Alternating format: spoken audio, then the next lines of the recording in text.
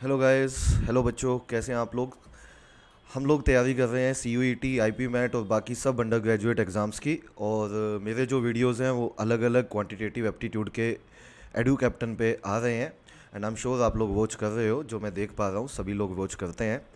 और आज की क्लास में भी हम बहुत तरह के मिक्स क्वेश्चन करने वाले हैं बच्चों, जिसमें मैं ज्योमेट्री के, जिसमें मैं अरिथमेटिक के, जिसमें मैं अलजेब्रा के, जिसमें मैं नंबर सिस्टम के, सब के क्वेश्चंस लेने वाला हूँ मिक्स करके। पूरा वीडियो अच्छे से समझ में आने वाला है, बहुत मज़ेदार वीडियो है ये। बट हम बिल्कुल बेसिक से स्टार्ट करेंगे और इवेंचुअली हम क्वेश्चंस का लेवल भी बढ़ाएंगे। आपके लिए बहुत फ़ायदेमंद होगा, खासकर जो बच्चे अभी नेक्स्ट ईयर CUET देने वाले हैं और उससे अगले महीने में IP मैट इंदौर का एग्ज़ाम देने वाले हैं। तो चलो शुरू करते हैं। और पेन पेपर आपके पास होना चाहिए और कंप्लीट अच्छे से नोट्स बनाना। और इसके अलावा भी मैं आपको एक काफ़ी अच्छा सरप्राइज़ देने वाला हूँ वीडियो के बीच में, तो अभी होल्ड करता हूँ, है ना। थोड़ी सी देर में आपके सामने मैं उसको भी डिस्क्लोज़ करता हूँ। तो चलिए शुरू करते हैं आज का वीडियो। तो let's start with first question, ठीक है। बाकी जो क्वेश्चंस में थ्योरी वगैरह की रिक्वायरमेंट होती है वो क्वेश्चन टू क्वेश्चन में बताता जाऊँगा। So let's start with this question. तो this is a first question. तो इस क्वेश्चन को पढ़ते हैं एक बार मिलके और देखते हैं ये क्वेश्चन क्या कहता है। This question says if two consecutive sides of a rhombus are represented by 3x minus 6 and x plus 14, then the perimeter of the rhombus is। अपने को पेरीमीटर बताना है रोम्बस का। तो सबसे पहले तो अपने को रोम्बस पता होनी चाहिए। रोम्बस क्या होती है? जिसकी चारों साइड बराबर होती हैं। रोम्बस वो क्वाड्रिलेटरल होता है, यू कैन से दैट, जिसकी चारों साइड क्या होती है? इक्वल होती है। तो अगर रोम्बस की चारों साइड इक्वल है तो इसमें इतना तो समझ ही गए होंगे बच्चों कि हमें इसको इसके साथ इक्वेट करना है, राइट। क्योंकि ये दोनों साइड्स हैं। तो अगर मैं दोनों को इक्वेट करता हूँ तो 3x माइनस 6 इक्वल आ जाएगा हमारा x प्लस 14 के। आई कैन से दैट 2x का वैल्यू 20 आ जाएगा और x का वैल्यू 10 आ जाएगा। अब आगे क्वेश्चन करने से पहले पेरीमीटर पूछा हुआ है रोम्बस का। पेरीमीटर का मतलब होता है 4 टाइम्स ऑफ साइड। 4 है ना। ए क्या है? साइड है रोम्बस की। तो पेरीमीटर का फॉर्मूला होता है बेसिकली, पेरीमीटर होता है 4 इंटू साइड। जो साइड है रोम्बस की उसको 4 से मल्टीप्लाई कर दो। तो कुछ बच्चे इसमें गलती कहाँ करते हैं, वो 10 को मल्टीप्लाई कर देते हैं 4 से और 40 आंसर बोल देते हैं। बच्चों साइड जो है वो 10 नहीं है, x का वैल्यू 10 है। साइड तो 3x माइनस 6 है या x प्लस 14 है। तो आप यहाँ से साइड निकालिए। जैसे आप किसी भी एक वैल्यू में पुट कर दीजिए x का वैल्यू। तो x प्लस 14 में जैसे मैं पुट करता हूँ तो 10 प्लस 14 साइड जो आएगी हमारी वो 24 आएगी। और अगर साइड 24 है तो जो पेरीमीटर बनेगा वो 4 टाइम्स ऑफ 24 बनेगा। तो I can say that answer of this question comes out to be 96। 96 would be the right answer of this question. तो इस तरह की छोटी छोटी बातों का आप ध्यान रखेंगे और क्वेश्चन बहुत आसानी से हो जाएगा। जैसे सेकेंड क्वेश्चन पकड़ते हैं हम, दूसरा क्वेश्चन लेते हैं। सो सेकेंड क्वेश्चन ये रहा आपके सामने। हाँ जी, इस क्वेश्चन को पढ़िए। ये क्वेश्चन आपका पैरेललोग्राम का है। पैरेललोग्राम क्या होता है? पैरेललोग्राम भी आपका क्वाड्रिलेटरल होता है ना, जिसकी अपोजिट साइड्स पैरेलल और इक्वल होती हैं। पैरेललोग्राम की अगर मैं डेफिनेशन की बात करूं तो पैरेललोग्राम में अपोजिट साइड्स क्या होती हैं? अपोजिट साइड्स जो होती हैं बच्चों वो पैरेलल भी होती हैं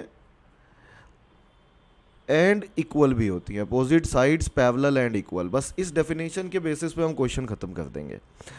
देखो कैसे, आप ये बताइए, अगर मैं पैरेललोग्राम की बात करता हूँ, this is a parallelogram which is given. ये ऐसे करके मेरे को एक पैरेललोग्राम दिया हुआ है जिसकी अपोजिट साइड्स पैरेलल भी हैं और इक्वल भी हैं। तो ABCD नाम दे देता हूँ मैं इसको। अब आप इस तरह के क्वेश्चन पेपर में देखिए किस तरह से आधे मिनट में ख़त्म कर सकते हैं, क्योंकि बड़े कॉमन से क्वेश्चन है ये। कहता है कि P is a point on AB जो इसको 2:5 में बांटता है, सही है। और APD ट्रायंगल ये वाली है। APD ट्रायंगल का एरिया जो है वो 20 गिवन है अपने को। इसका एरिया अपने को 20 गिवन है। ये एरिया 20 है APD का, ये 20 एरिया है। और हमें एरिया निकालना है PDC का। तो PDC ट्रायंगल ना हमारी ये वाली है बच्चों। PDC ट्रायंगल का एरिया बताना है। तो हमने कहा बता देंगे। कैसे बताएंगे वो देखिए यहाँ पे। आप एक काम करिए, P पॉइंट से इस AD लाइन के पैरेलल या BC लाइन के पैरेलल एक लाइन डाल दीजिए लाइक दिस। हाँ, आप P पॉइंट से एक लाइन डाल दीजिए और इसको नाम दे देता हूँ PQ। आपने इस तरह से डाली है ये AD और BC तो पहले से पैरेलल थी और PQ आपने लाइन इनके पैरेलल डाल दी है। अब इसका फ़ायदा क्या होगा, इसका फ़ायदा ये होगा बच्चों, अब आप सोच के देखो, अगर ये पैरेलल लाइन है तो ए पी डी क्यू भी तो एक पैरेललोग्राम हो जाएगा ना, और अगर ऐसे करके डायगोनल डालोगे तो जो दो ट्रायंगल बनेंगी दोनों का एरिया बराबर होगा बाय सिमेट्री, क्योंकि बिल्कुल एक ही जैसी है ना, अपोजिट साइड्स पैरेलल और इक्वल है तो बिल्कुल एक ही जैसी ट्रायंगल है, तो इसका एरिया यदि 20 है तो इसका भी 20 आ जाएगा। बोलो ठीक है। और अगर मैं इधर से देखता हूँ, इधर से आ जाओ, क्योंकि बेस 2:5 में है तो एरिया भी 2:5 में होगा, इतना ध्यान रखिएगा। मतलब क्या सर, मतलब ये कि अगर ये टोटल 40 है, अगर इसका बेस 2 है तो इसका बेस 5 है, तो एरिया इन्हीं की रेशो में बटेगा, है ना, क्योंकि जितना बेस बढ़ता जाएगा इस पैरेललोग्राम का एरिया बढ़ता जाएगा। अब इसका टोटल एरिया कितना है, 40। देखो 2 रिप्रेजेंट्स 40, तो कैन वी से 5 वुड रिप्रेजेंट 100, 5 जो है वो 100 को रिप्रेजेंट करेगा। ये बात समझ रहे हो, क्योंकि बेस जितना बढ़ेगा एरिया क्या होता है, एरिया होता है half into base into height, triangle के केस में। और पैरेललोग्राम के केस में ध्यान रखो बेस इंटू हाइट होता है। मैं आपको एक सिंपल सी बात बता रहा हूँ, एरिया बच्चों वैसे ही बढ़ता है जैसे बेस बढ़ता है, क्योंकि हाइट दोनों में सेम है। तो अगर 2 रिप्रेजेंट करता है 40 को, तो 1 रिप्रेजेंट करेगा 20 को, 5 रिप्रेजेंट करेगा 100 को। तो 100 में अगर ये लाइन डालूंगा तो कैन वी से 50 ये वाला हो जाएगा, 50 ये हो जाएगा। लेकिन आपसे तो पीडीसी का एरिया पूछा था ना, तो कैन वी से पीडीसी का जो एरिया बनेगा, एरिया ऑफ ट्रायंगल पीडीसी का जो एरिया बनेगा, क्या हम बोल सकते हैं 20 + 50 70 हो जाएगा। तो 70 would be the answer of this question. इस क्वेश्चन से हमने एक नई बात सीखी है कि जो वो पैरेललोग्राम है उसका जितना बेस बढ़ेगा एरिया उसी रेशो में बढ़ेगा।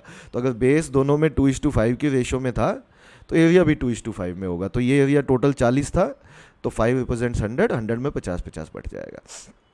बोलो ठीक है। तो इस तरह से आप इस तरह के क्वेश्चन कोई भी खत्म कर सकते हो, कोई भी क्वेश्चन आ जाए, सब क्वेश्चन खत्म हो जाते हैं। चलिए और लेते हैं क्वेश्चन। ये लो, ये वाला कौन सा सवाल करेंगे, ये वाला करते हैं हम, स्क्वायर का करते हैं बच्चों एक।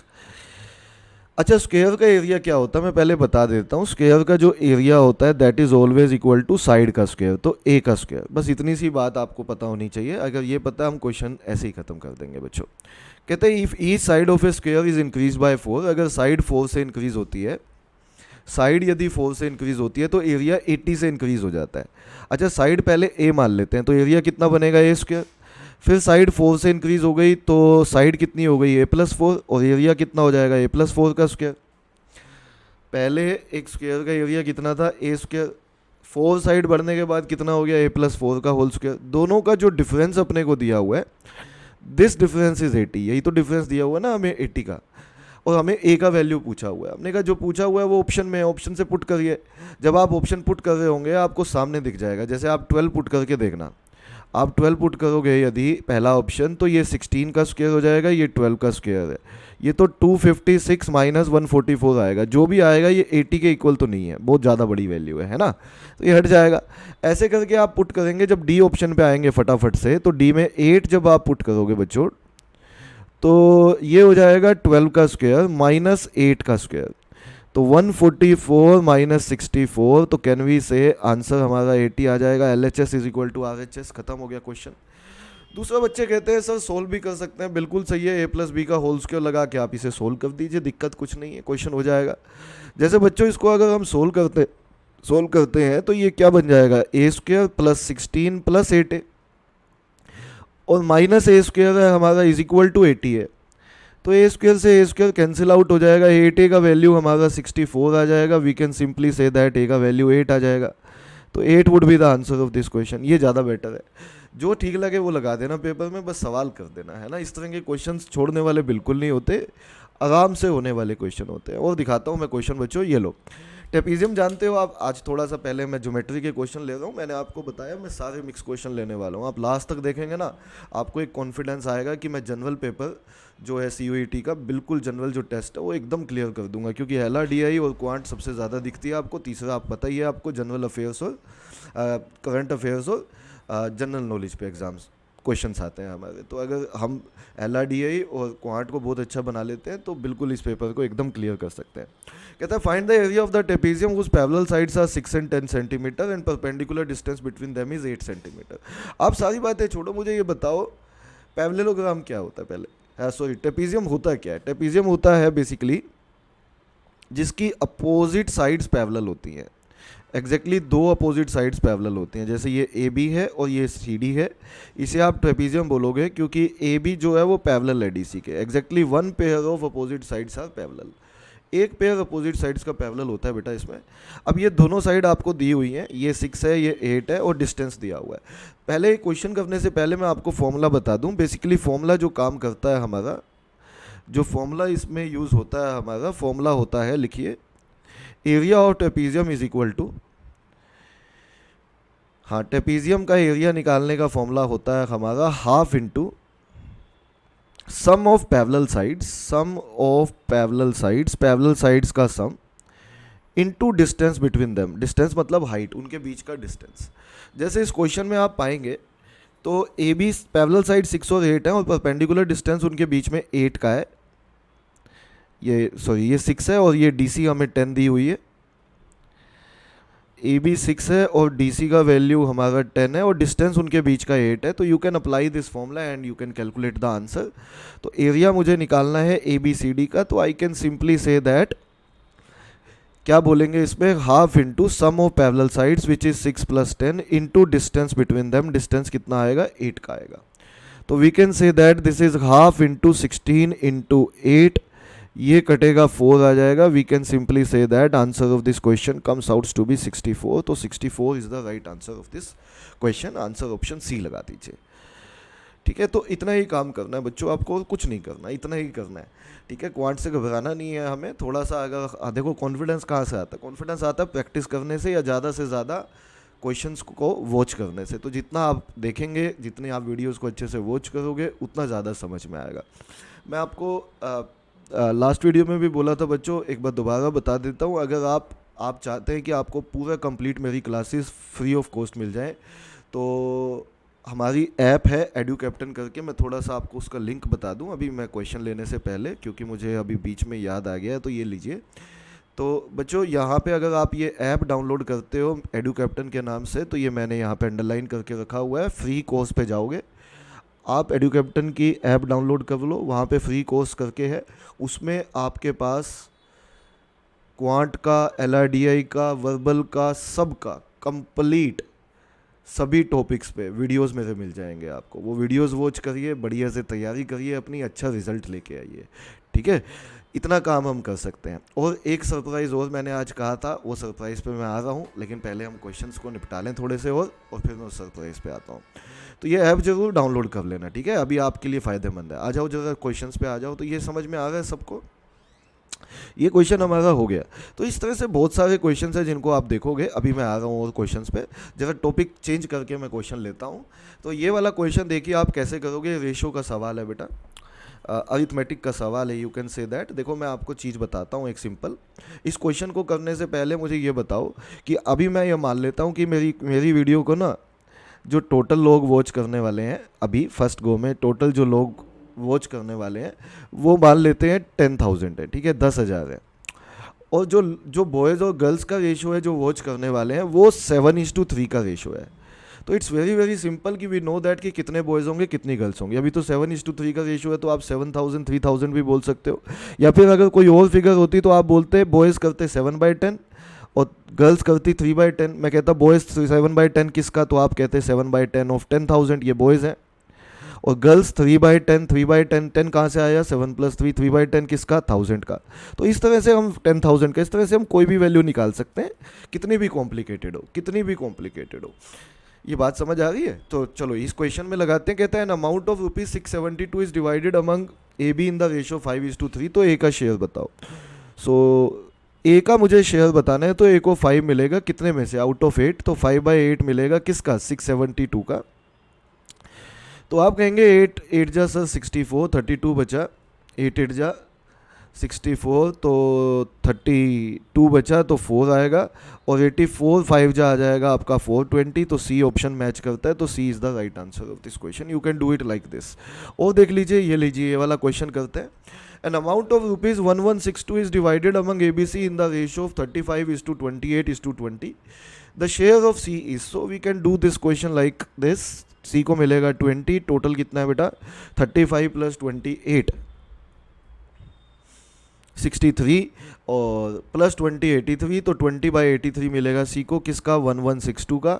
इसको यदि आप काटते हैं तो 83 बन जाए 83, और बचेगा आपका 17 और 16 33 तो ये 4 पे जाएगा। तो 20 × 14 280 आंसर आना चाहिए। फिलहाल कोई ऑप्शन मैच नहीं करता तो डी लगा दीजिए, D is the right answer of this question. ठीक है, इस तरह से हम इन क्वेश्चन को फटाफट से कर सकते हैं। और देखिए सवाल ये वाला क्वेश्चन देखिए, इसमें कहता है टी और एक्स को जो पैसा मिला, t/x को, उसका रेशो 3/7 है।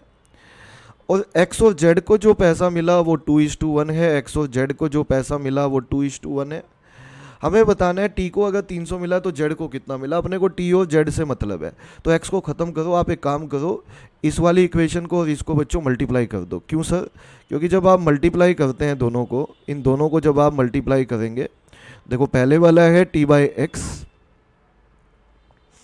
पहले वाला है t/x और दूसरे वाला है x/z। दोनों को मैंने मल्टीप्लाई किया तो यहाँ आ जाएगा 3/7 × 2/1।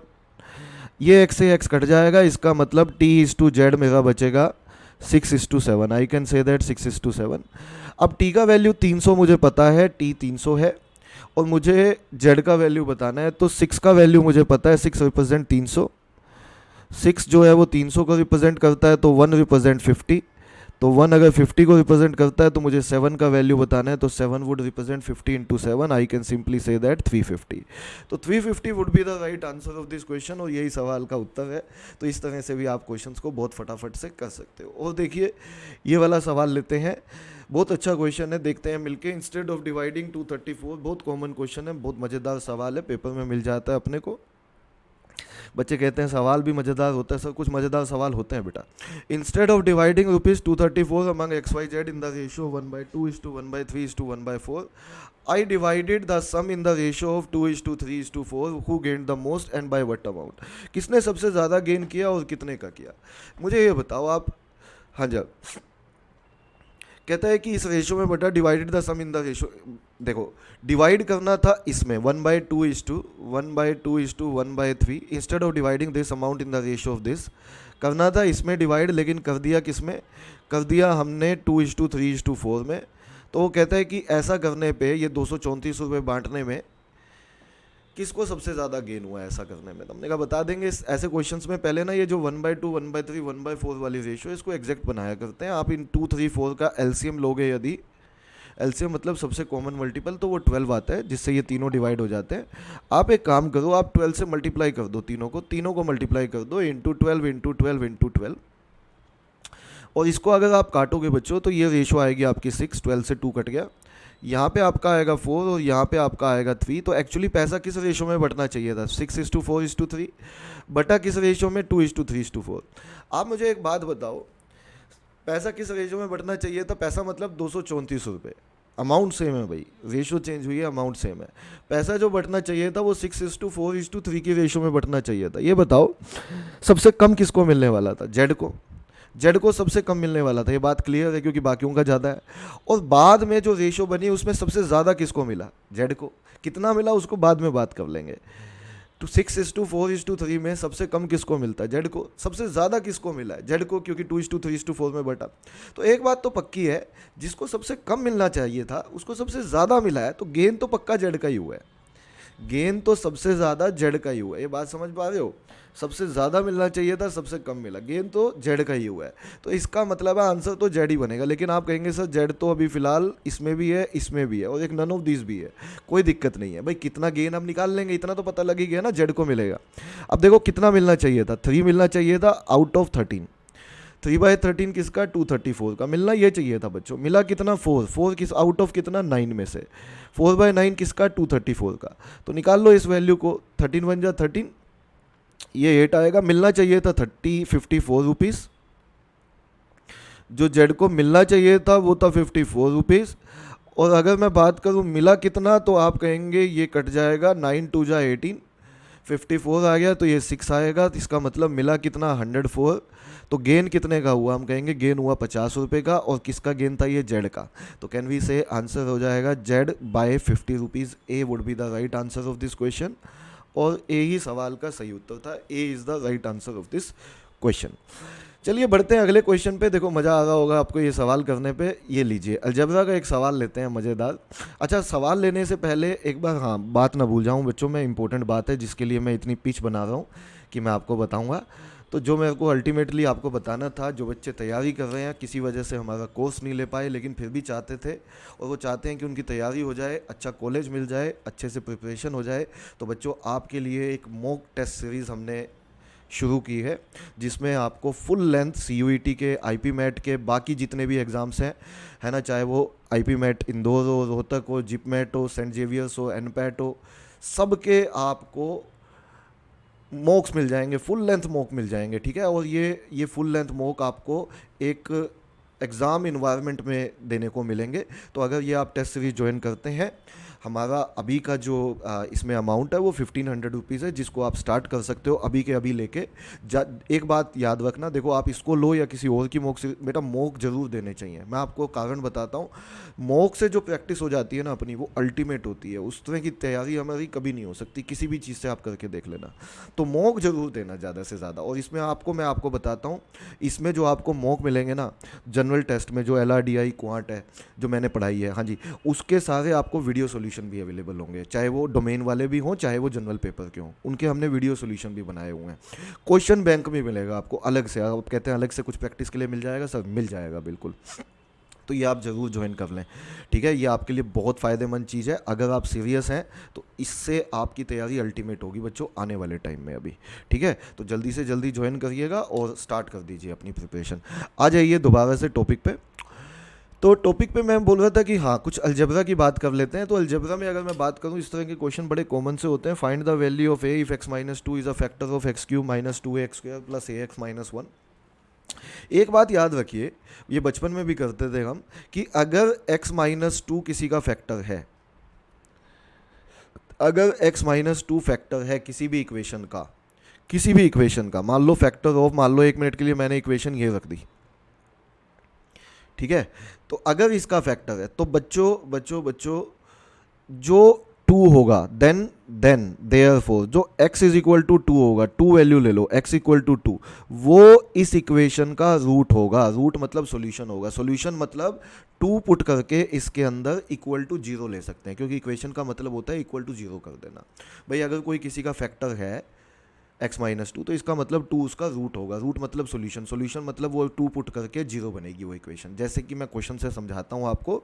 ये वाला सवाल देखिए, इसमें कहता है x-2 इसका फैक्टर है, तो इसमें आपको बस सिंपली ये करना है कि x को 2 लेके बच्चों इसमें पुट कर देना है और इक्वेट कर देना है 0 के इक्वल।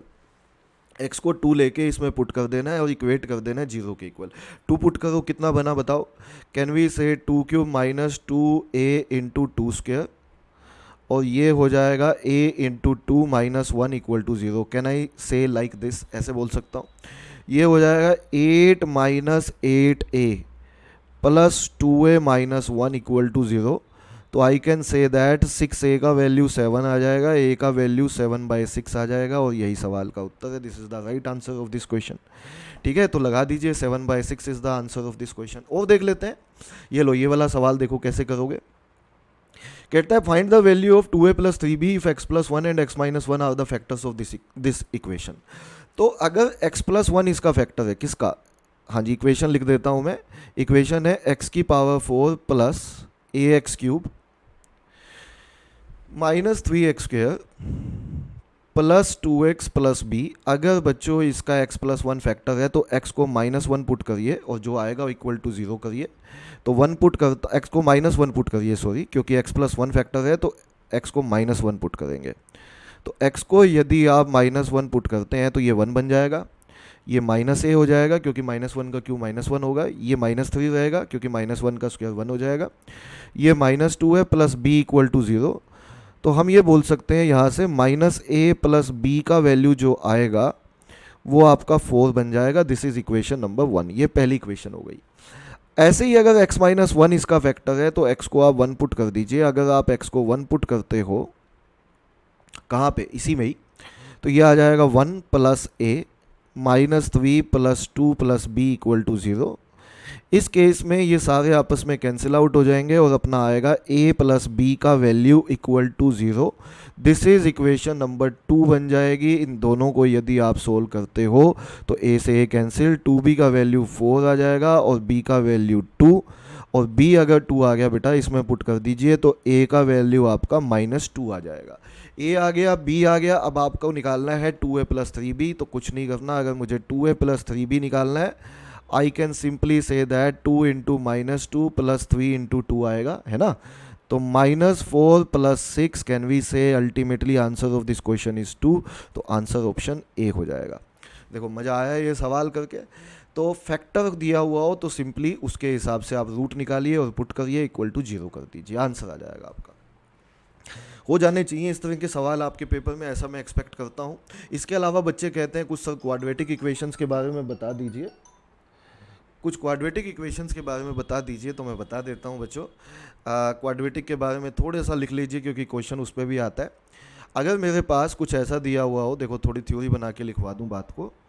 अगर मेरे पास कुछ ऐसा दिया हुआ हो कि अल्फ़ा बीटा रूट्स दिए हुए हैं, मुझे अल्फ़ा बीटा रूट्स दिए हुए हैं किसके sir, ax² plus bx plus c equal to 0 के। तो क्या बच्चों को ये पता है, किया हुआ होता है बच्चों का कि सम ऑफ रूट्स जो होता है वो -b/a होता है और प्रोडक्ट ऑफ रूट्स जो होता है वो c/a होता है। सम ऑफ रूट्स जो होता है वो -b/a होता है, प्रोडक्ट ऑफ रूट्स जो होता है वो c/a होता है। c/a -b/a। बच्चे कहते हैं सवाल सर, सवाल दिखाता हूँ मैं आपको कैसे क्वेश्चन आते हैं, ख़त्म कर देना बस। जैसे ये वाला क्वेश्चन लो, कहता है if alpha beta are the roots of quadratic polynomial, क्या है, x³ - 2x² 2x plus 3 equal to 0, find the value of this. तो अगर मेरे पास एक इक्वेशन है x² - 2x plus 3 equal to 0 और इसके यदि अल्फ़ा बीटा रूट्स हैं, तो सबसे पहले सारी बात छोड़ के मुझे ये बताओ सम ऑफ रूट्स क्या बनेगा। अल्फ़ा प्लस बीटा वो -b/a बताया था मैंने, तो वो 2 हो जाएगा, साइन चेंज हो जाएगा। और अल्फ़ा इंटू बीटा क्या बन जाएगा, c/a, वो 3 हो जाएगा बच्चों। तो अल्फ़ा प्लस बीटा आपको पता है, अल्फ़ा इंटू बीटा आपको पता है, आपको इसकी वैल्यू निकालनी है। आप एक काम करो, इसमें से alpha cube beta cube common निकाल लो, जो आपको निकालना है। उसके अंदर बचेगा आपका अल्फ़ा प्लस बीटा बचेगा। इसको I can write it like this, alpha beta का whole cube into alpha plus beta.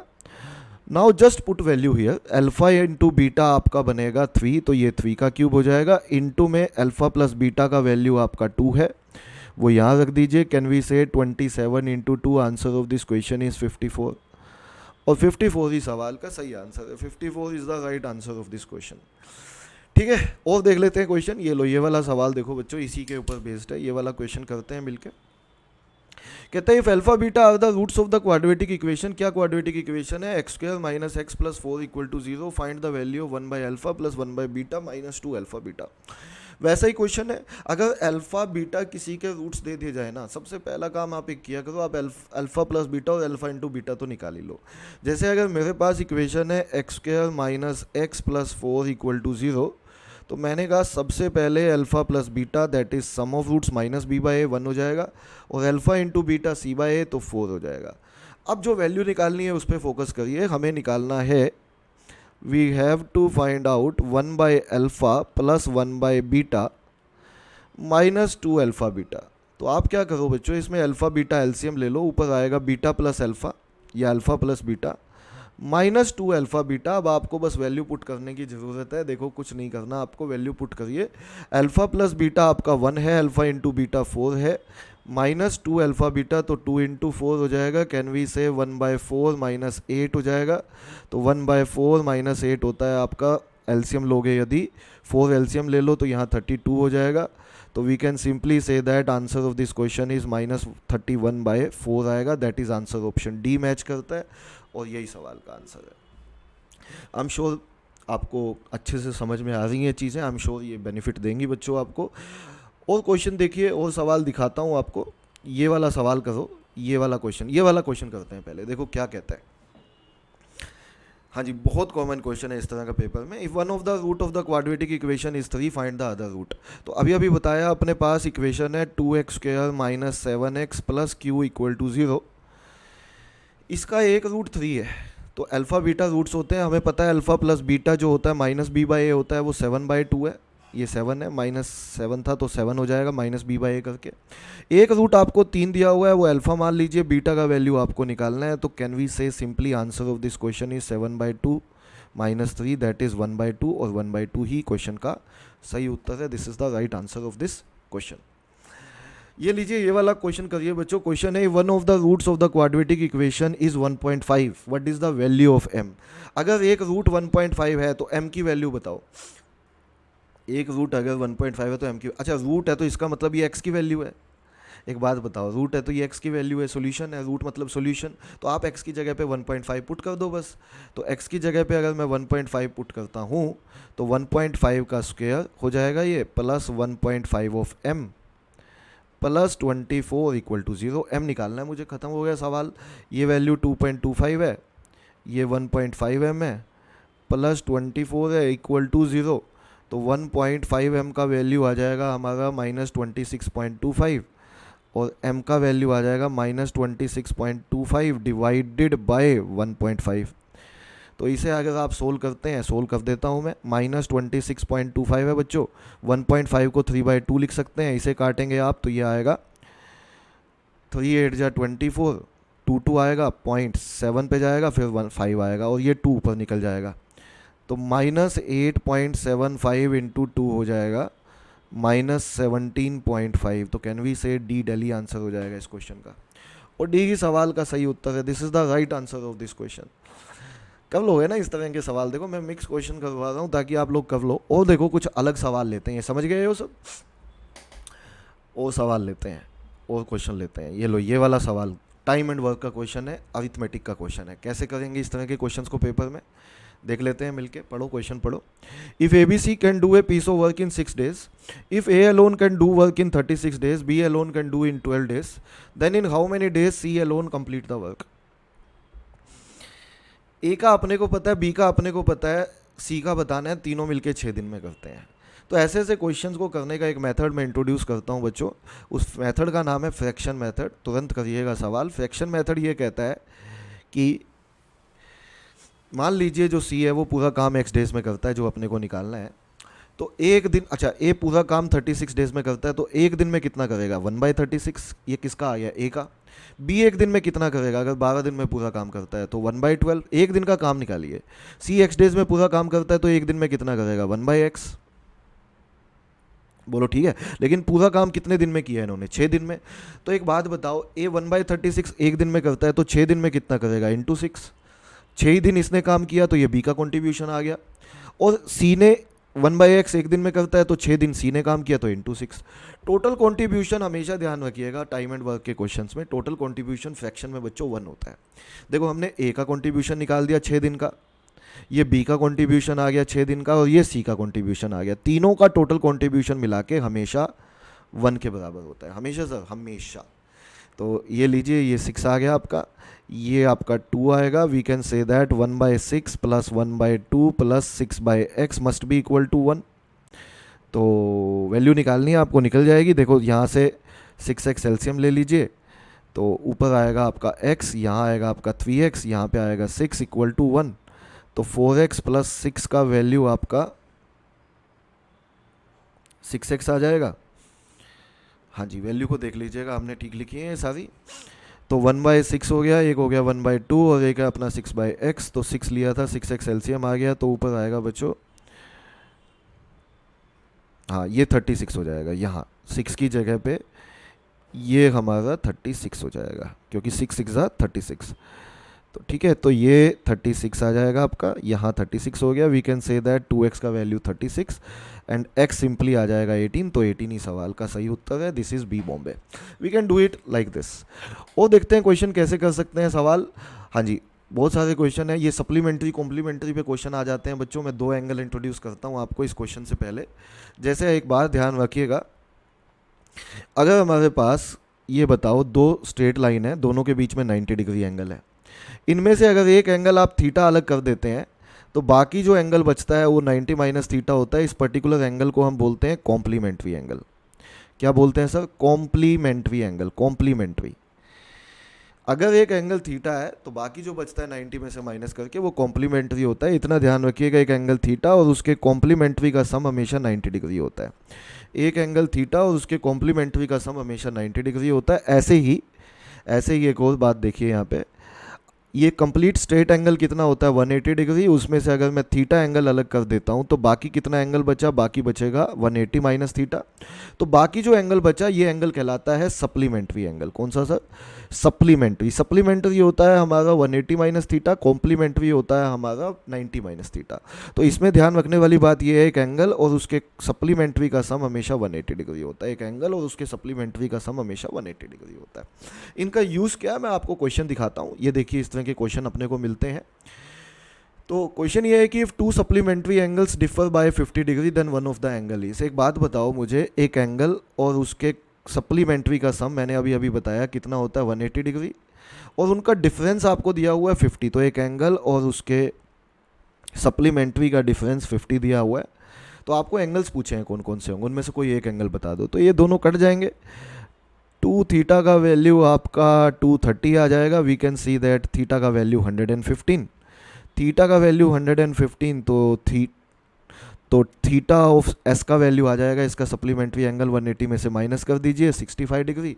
तो वन ऑफ द एंगल पूछा था, दो जो इन दोनों में से हो ऑप्शन में वो आंसर लगा दीजिएगा। फिलहाल 65 दिखता है, दोनों नहीं होंगे, एक होगा। तो कैन वी से 65 degree is the right answer of this question. एक आखिरी सवाल लेते हैं बच्चों। आई एम श्योर वीडियो पसंद आया है, बच्चों ने अभी तक देखा है यदि, तो वीडियो को लाइक करना मत भूलिएगा और कमेंट में ज़रूर बताना मुझे। जब बच्चे कुछ बताते हैं कि वीडियो उनको कैसा लगा, बिलीव मी हमारे अंदर एक अलग मोटिवेशन आता है। वैसे तो टीचिंग में ही मतलब मी एज अ टीचर मुझे बहुत, मैं इंजॉय करता हूँ टीचिंग करना।